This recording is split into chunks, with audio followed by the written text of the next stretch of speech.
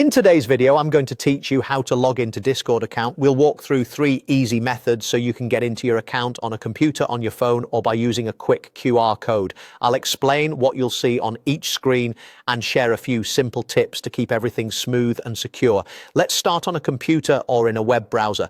Open your browser and go to the official Discord login page at discord.com/login. You'll see 2 boxes, one for your email or your username and one for your password. Type in your email or username first, then enter your password and click log in. If you have 2-factor authentication turned on, Discord will ask for a 6-digit code from your authenticator app. Open your app, grab the current code and enter it right away since these codes refresh frequently. If you don't have access to the app, you can use one of your backup codes instead. Make sure you're on the correct website, check that caps lock isn't on, and keep your authenticator app handy if you use 2-factor authentication.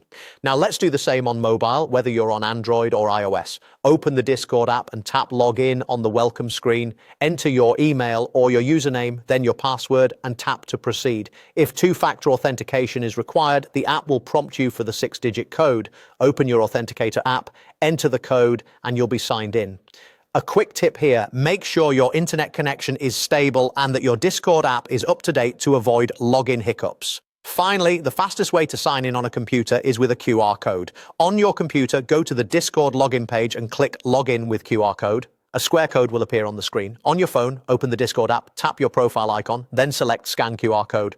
Point your camera at the code on your computer screen and confirm the prompt if one appears. You'll be logged in instantly on your computer. This method is perfect when you're already signed in on your phone and want to avoid typing passwords. Keep the code visible and scan it quickly, and only scan QR codes from trusted sources. That's it. Use the computer or browser method, the mobile app method, or the QR code method, whichever fits your situation best.